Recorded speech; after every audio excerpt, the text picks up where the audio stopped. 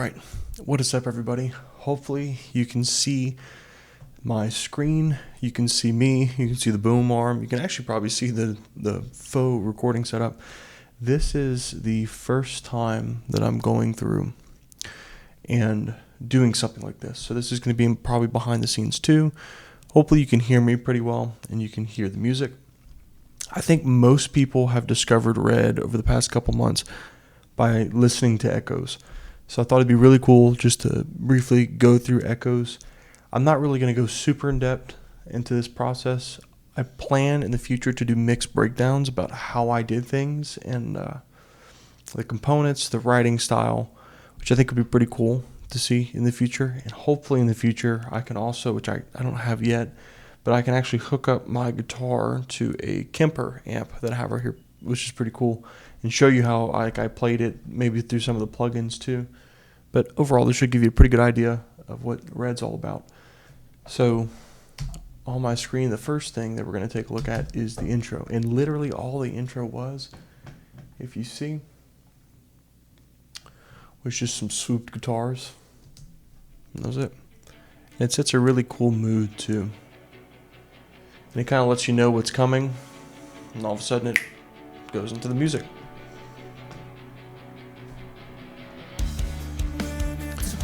And that's one vocal.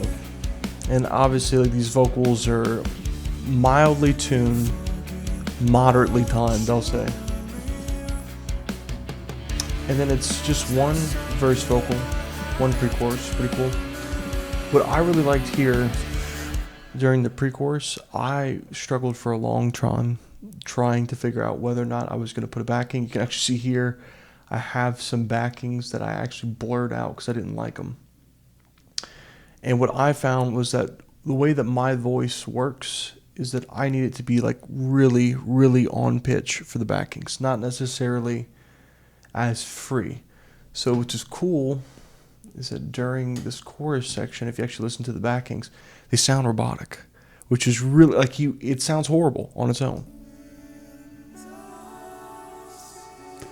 And you wouldn't think that that's really happening in the background. And I'm taking out like so much low end. I'm actually taking out high end too because I don't want you to like think about it while you're listening to it.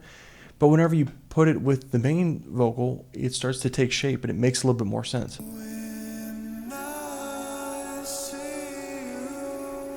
And it lets you really focus on the main vocal. And I kind of consider myself like a jack of all, master of none. I think I'm really good at a couple of instruments, like particularly bass. I'm really good at drums, getting better. Bass was like my first like gigging instrument. Guitar I'm pretty good at as well. I mean, I can do, I can't do tech death, but I can do some pretty cool stuff in guitar. And then vocals I've gotten a lot better at since I've done this. I've always had like issues with my throat and stuff. So like Levitate took weeks of like trying to build up the vocal musculature to be able to do that, and this only took a couple of days. But I don't like to stress my voice in terms of my vocals. I like to sit in a really healthy tenor to like high tenor range. I don't like to go alto. I don't like to falsetto over much. I really want to bring attention to the music and the surrounding mix, not necessarily just the vocal, which is why a lot of it sounds like this. So like whenever you're listening to it, it's like, it's not flashy, it's not shitty, but it's not flashy. And it's just pulling you in with this reverb, trying to make a story. And then I think here, you can see, so I have two bass guitars going as well. One of these basses is like the verse bass. I wanted to show just with the bass guitar and vocals. I think I recorded it with this and maybe like a rhythm guitar going. So like you can see the initial pad.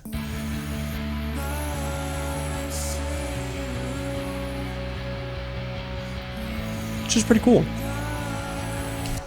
And then the drums, I don't know if you can actually see behind me. I have a drum kit there. I've never had the ability on this project at least to record live drums. So I've had to go with Superior Drummer, which most bands out there, I mean my favorite bands have used Superior Drummer. Most bands program drums too, because it is so easy to do it. The sound's great. You can mix it like you would any other instrument. And like through here, like my drums, I got a lot of stuff going on, a lot of stuff. And I can actually go into it and simulate. It's pretty cool using some plugins like a Room. I can simulate through actual Superior Drummer. Each one of these, like on my mixer in here, I was able to actually go through and put what I want for each one of these sounds. And what's really cool about Superior is that they have some like grooves. Apparently I was in 6/8 last time I was on this project 8 months ago.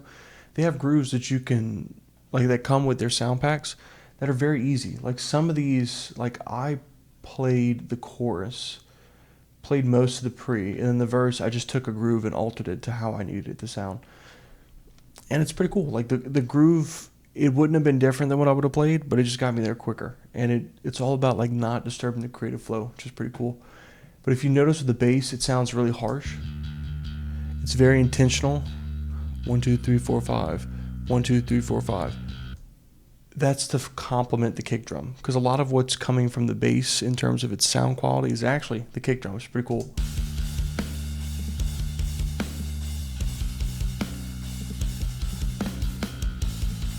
I didn't want to do anything too fancy on the bass here because I feel like it distracts.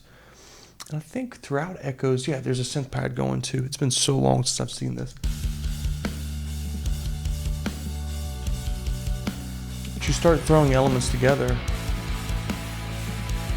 it's cool.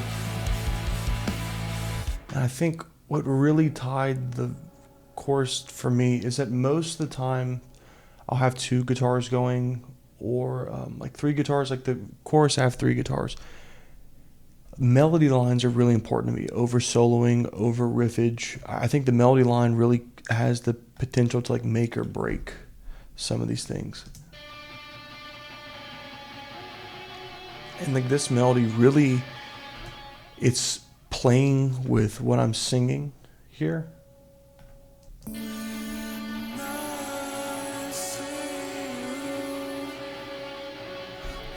And if you notice there, whenever there's a gap in what I'm saying, the melody guitar picks up so you don't get bored. Because I get bored a lot whenever I listen to stuff like this. And then also, like on its own, it sounds really cool. So like if you take everything out vocally, it keeps your attention. It's like, okay, this is pretty cool. But Echoes was always like an intro, 1, 2 bars, a double chorus.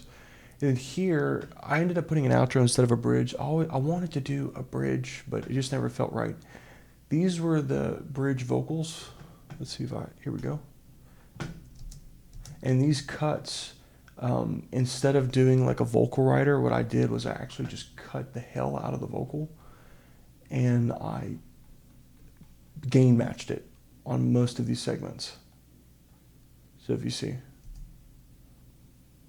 I have my vocal bus muted, so nobody heard that. Let's see.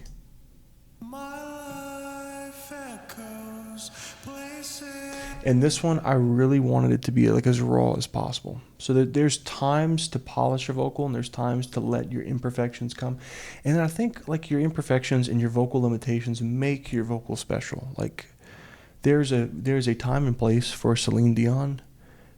Most music isn't that, and that's what makes that music so special. For my music, it's not saying look how good I am at one thing. It's look at the piece of art that makes everything. If that makes some sort of sense, it's every single piece adds together and makes something really beautiful. So you can take one vocal and you throw the backings on it.